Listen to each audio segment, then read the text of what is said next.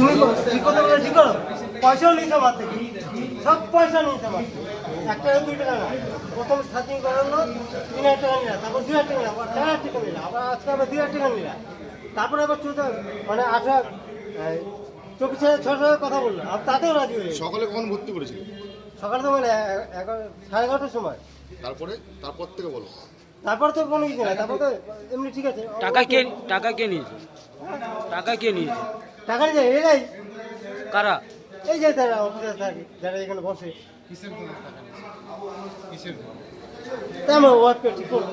না, আপনাকে কোনো কিছু বলেছিল ক্রিটিক্যাল আছে বা কোনো কিছু আছে কিছু? হ্যাঁ, ওগুলো বলেছিল, আমি বলেছিলাম কি ঠিক হবে স্যার, বললে আমি ঠিক করবো। আচ্ছা আচ্ছা আচ্ছা। ঠিক আছে। ঠিক। তারপরে কি সব কিছু বললো ঠিক আছে, তারপরে বাচ্চাও ঠিক হলো। দিদি কি হয়? আপনার নাম কি? আপনার নাম দাঁড়াও। আপনার নাম কি? আমার নাম চন্দ্রনাথ, ওনার ওয়াইফ আমি, হাসবেন্ড। ও আমার ওয়াইফ। পেশেন্টটা কি এখানে মারা গেছিল? এইখানে মারা গেছিল, এখন পেশেন্টটা আর তাকে হয়তো লুকায়নি চলে গেছে। আপনাদের সামনে নিয়ে গেছে? আপনাদের সামনে নিয়ে গেছে? হ্যাঁ, না না, আমার সামনে নিয়ে যায়নি, আমাকে বললে তোমার ওয়াইফ বাঁচিয়েছো, আমি তো হ্যাঁ বাঁচিয়ে চাই তো, কেন বাঁচাবো না?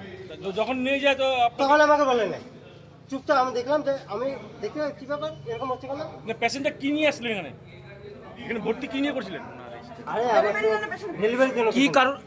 ডেলিভারি? হ্যাঁ, তো এমন কি হলো? আপনার আবার এরকম কি হলো, মানে আমার যেগুলো প্রবলেম ছিল সব তো বললাম, ঠিক আছে, যে আমার ওয়াইফের বুকে ব্যথা হয়, ঠিক আছে, বুকে ব্যথা হয়, ভুল চিকিৎসা কি মারা গেছে?